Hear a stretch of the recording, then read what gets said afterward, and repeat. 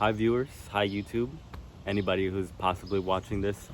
Disclaimer, I'm going to be talking about cannabis use and cannabis sickness as well. So there's going to be drug use involved. So, well, not drug use, I mean the talk of drug use. All right, so today I'm talking about cannabinoid hyperemesis.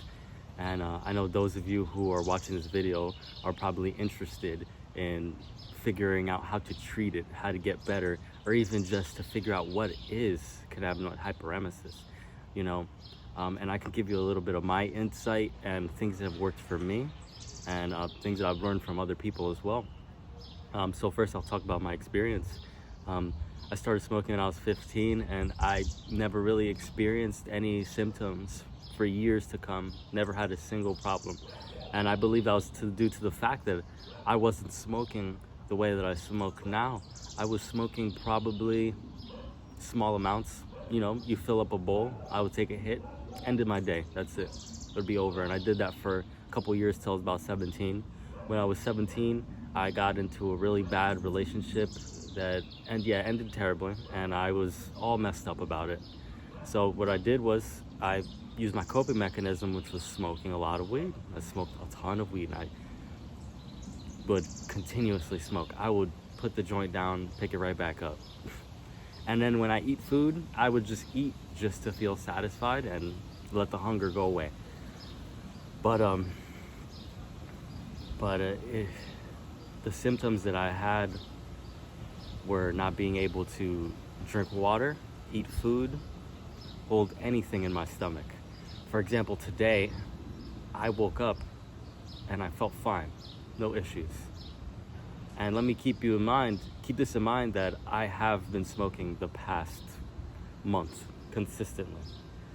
And before that month had happened, before then, I had quit, and I quit for about a month or two because I had a very bad episode, and it was so bad that I lost 25 pounds. I was weighing about 123 pounds.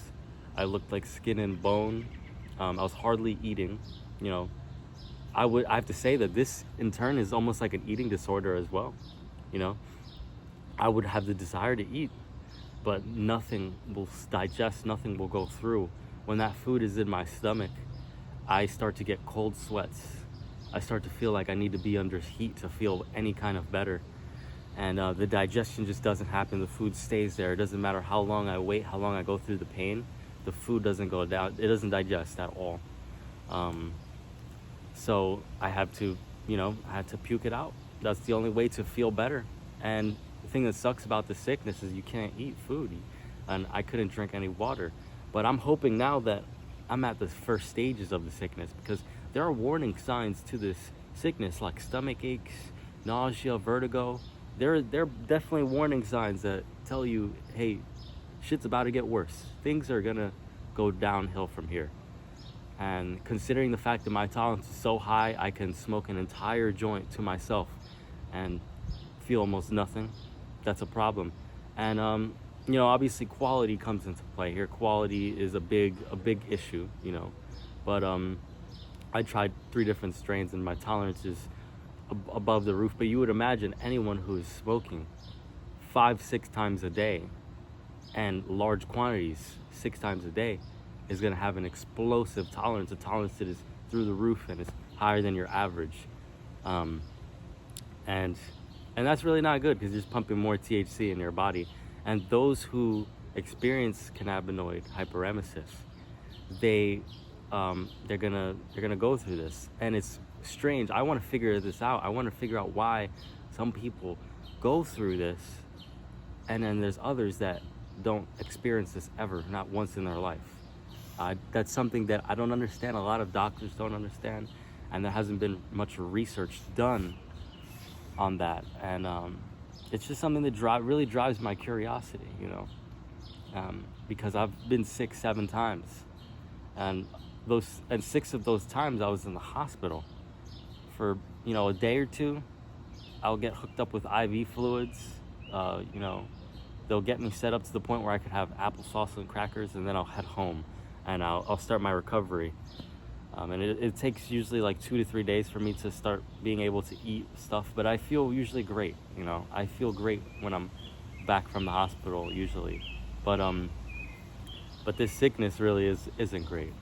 um, the only times I've been able to balance smoking out and not getting sick is listening to my body, listening to the warning signs. I get a stomach ache, or maybe my tolerance gets too high when I'm smoking. I take a 2-week break, let it all come out of my system, let my appetite start to grow back again. And if my appetite grows back again, sometimes I'll smoke. But I have to be honest with myself. Sometimes I feel life is better without smoking weed.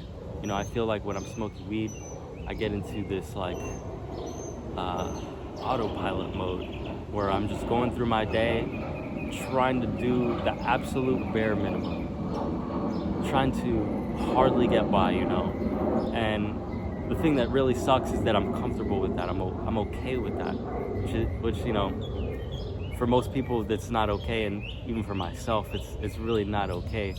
Especially when I'm sober, I really come to this realization that it's a problem. But for those of you who want to continue smoking, I would say 2-week break, even just to get it out of your system. Come back to it, and don't abuse it. Enjoy it the way it was meant to be enjoyed. Don't go crazy and overdo it, because there's one reported death from it, but the one reported death, I believe, don't take my word 100% on this, but I believe the person who passed away did not hydrate themselves, continued to smoke, even though they had the symptoms. They were feeling horrible. But the problem is that they didn't realize that the symptoms were from the weed. They believed there was something else, and they continued until they passed away from dehydration. It wasn't the weed that made them pass away. It was the fact that the person was dehydrated. So this is why, weed is great. It's a good thing. But for some, like myself, it doesn't react well when it's not used with moderation, when we overdo it, And if you guys want to get more information on others' experiences, I would recommend you look up Cannabinoid hypermesis on Reddit. There's a thread. I'm in there myself. I talk and I help some people out that want to know how to get through certain situations. And if you have any questions, you could feel free to leave comments. I'll make another video if your comments are worth making a video over. And join the Reddit thread. Join it. Chat with some people. You're not alone going through this. You got a lot of people here that are willing to talk with you and give you some insight towards helping you become better. So let me know if you'd like to know anything else, or you want to know anything more about myself. I hope you guys enjoy the rest of the day. Thank you.